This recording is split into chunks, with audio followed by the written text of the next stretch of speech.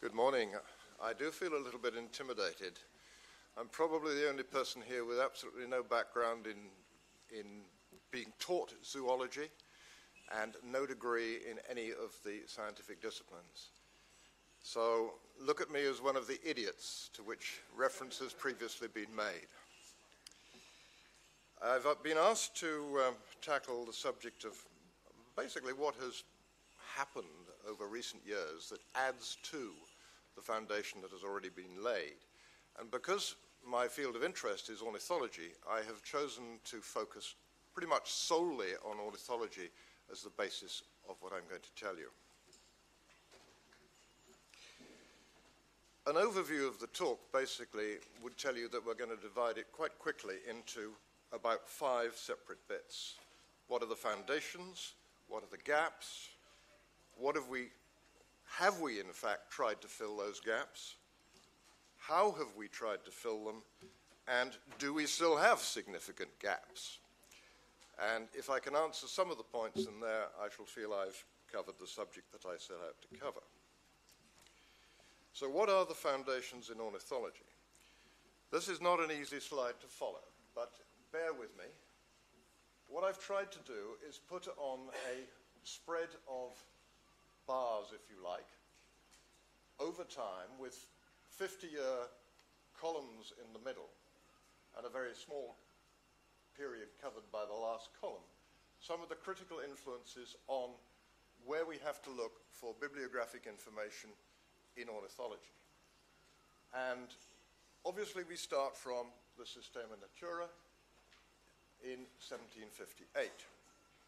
But not everybody else started from there, because as I hinted with the question that I asked before, we have a catalogue of birds of the British Museum which has been extremely influential, which actually took its start date from 1766. And at some point later on, Sherborn must have changed his mind and decided to start at a date of the 10th edition of the code instead of the 12th. Exactly when that change of mind came about, I don't know, but the catalogue went on being published up to about 1906, if I'm not mistaken, and it continued to work on the basis of the 12th edition of the code as the basis, which means that all of the early synonyms, all of the early works are not mentioned in that catalogue, which is widely ignored by users of the catalogue who are not clued in to the subject of dating names in ornithology. If one is digging deeper, one needs to get into all sorts of catalogues, including, for the French material, the Bibliographie de la France, which is very useful indeed, and there are similar works in German, except that they are fragmented because Germany was fragmented. There is the catalogue of scientific papers put out by the Royal Society to draw upon. Eventually we get the arrival of the Zoological Record, which over time moved from being something within the Zoological Society of London to something now outside of that. We have one collection of material in the Archive für Naturgeschichte in Germany, where annually a complete volume was devoted to the papers that were published each year, and ornithology has its section within that every year from 1835 to about 1898. And then we have the arrival of the first major journal for the discipline of ornithology, which began in 1859 with the Ibis. The catalogue of the museum, which I referred to earlier, first appeared in 1876 or thereabouts, as I recall. And then we have got a variety of other significant things that come along. Of course, the Index Animalium came along. The Catalogue of Birds of the Americas, which is extremely thorough, put out by Chicago, with people like Hellmeyer, Conover, Corey, all involved in that. We have the bibliographers to whom Neil referred earlier, Matthews. Zimmer was not mentioned earlier, but Zimmer did a superb catalogue of books of those in the library, the Ayer Library in Chicago. We have Peter's checklist, which for many has been the foundation of ornithological information. although it has its flaws, which I will come to. And that really only saw finalization because it was picked up and taken to its conclusion by Ernst Mayr.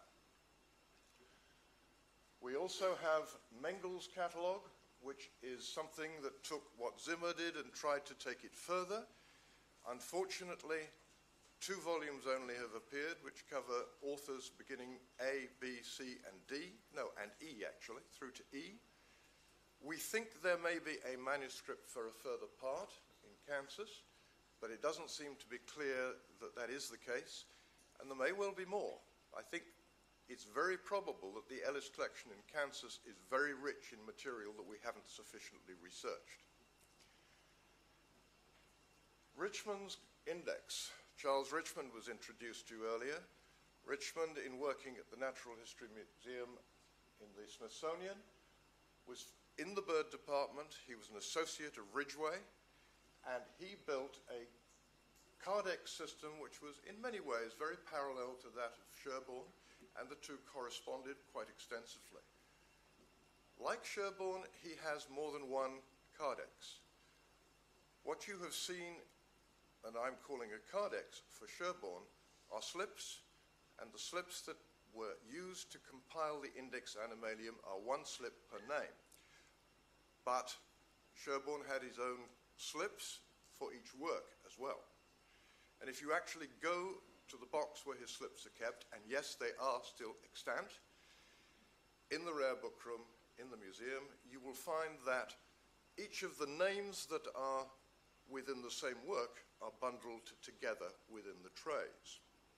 Some other interesting things there, such as a series of slips that relate to the books that Sherborn would have liked to cover and include in the Index Animalium and did not. There are also some cards together with a little rubber band around them that relate to a work that he chose not to include because it was published anonymously. And today that we would count, but he, for the Index Animalium, considered that that was not properly published because it was anonymous. Richmond's Cardex has 3 component parts. One of them has been made available in microfiche and is now available online on the excellent little website called Zoonomen. You can see all the cards there. They've been scanned and it's freely accessible. 2 other Cardexes in the bird department at the United States National Museum include further information. One is bibliographic and deals with titles. Another is biographic and deals with authors. And those you can explore only by going there, which is a shame. It will be nice to see those cards scanned and made available as well. In recent times, we have begun to move some part of the information that comes out of the bibliographic research into the domain of the ordinary birdwatcher, ornithologist, or what you ought to call them. Birdwatchers have long wanted to have lists of birds of the world, starting out with just species, and then later on subspecies. And one of those lists is the Howard and Moore checklist, and that first appeared in 1980 with just species in it. By 1994, it was down to subspecies, and in 2003, we added in authors and dates of publication. We also added in information regarding every taxon name that had appeared in ornithology since Peter's checklist, and we added in citations to all of those. And I say we because I, for my sins, was the managing editor of that book. In working with this information in ornithology, it is important to bear in mind the limitations, and particularly this is true in the area of synonymy. Peter's checklist includes quite a lot of synonyms, but it does not include synonyms which were already seen to be synonyms if they were in the catalogue of birds of the British Museum. It does not include, at least in later volumes, synonyms that were in Hellmeyer and Corey's catalogue of birds of the Americas because they were in print, they were available to people, and there wasn't room to include them in Peter's checklist. And later still, when Vori published an important work on the fauna of the Palearctic. The synonyms that were in there were also not listed in the last volumes of Peter's checklist. So ornithologists at their peril have got a whole series of pitfalls to fall into. Despite that, we have built up by, what should we say, the middle of the 20th century, an impression within ornithology that we know all about it, that we know all the birds that there are, and we can relax and forget about names, because names are just something that are there, and we don't have to compile lists of them anymore. And that attitude, I'm afraid, has persisted rather strongly since then.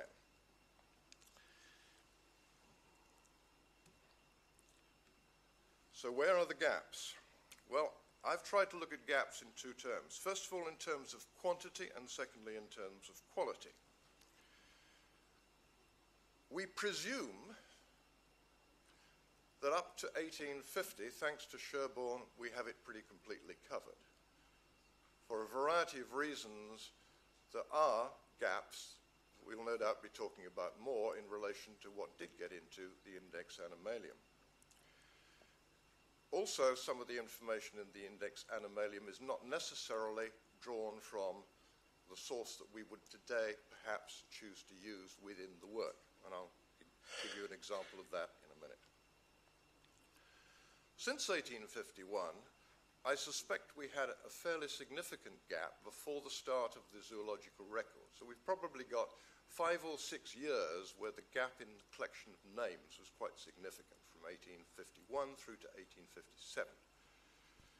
Since then, again, we've had probably a pretty complete collection, but limited by the extent to which the zoological record was able to receive and extract from literature. And as we know, quite often books contain new names, and those perhaps are the source of more of the things that are missed than others. The fact that computers came along and we could start building databases doesn't seem to have been picked up on by the ornithologists of the first, what should we say, of the first 15 to 20 years of computer databases, even spreadsheets being available to start using as a tool for this sort of thing. Other people have been doing it, but the ornithologists by and large didn't, except for 1 or 2 individual amateurs, because by this time there was practically no alpha taxonomist working in ornithology who had a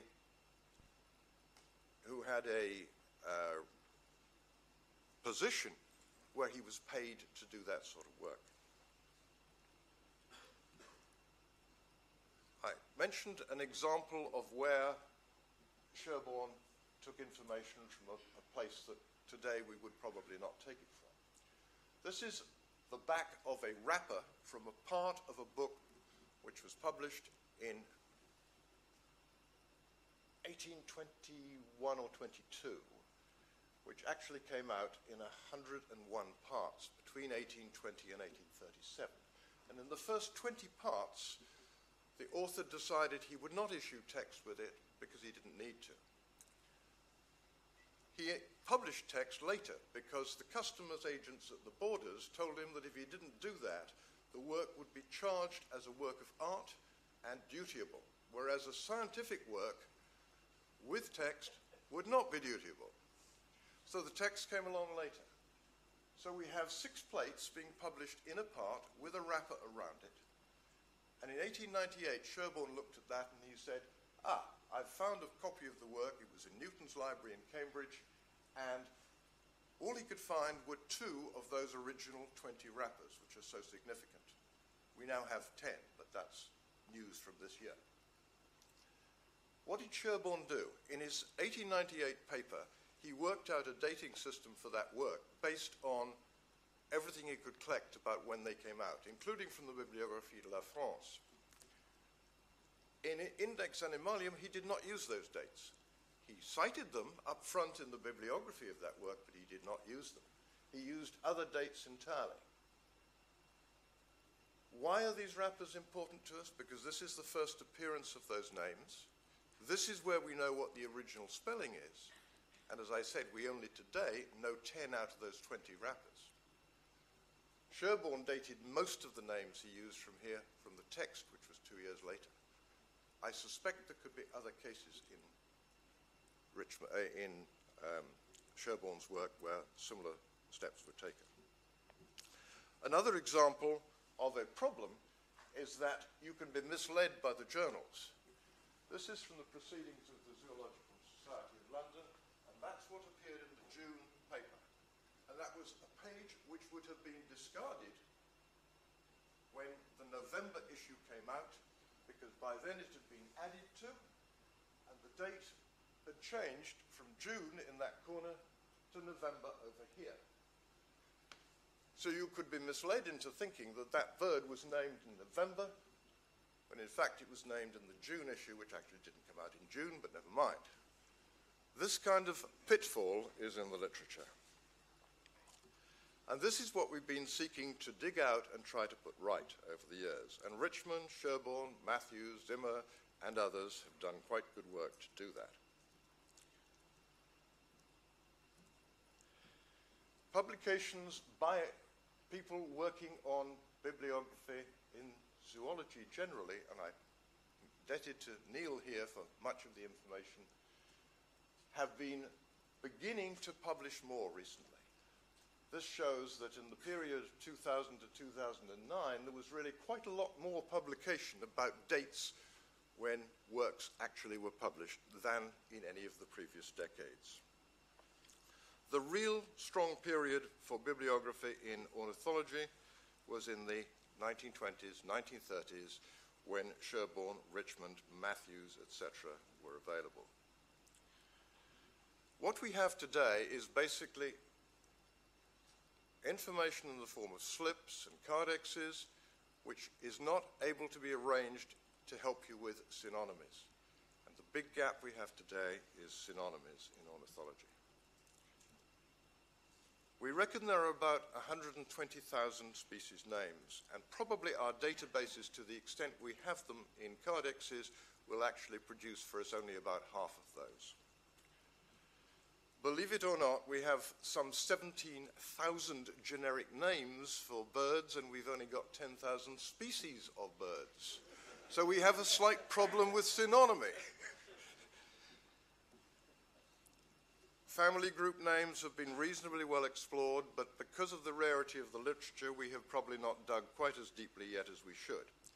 So mention has been made of lists of available names, and ornithology has absolutely got to come in on building those lists of available names. It's got to come in on ZooBank, and in those two areas, there is a chance for ornithology to catch up.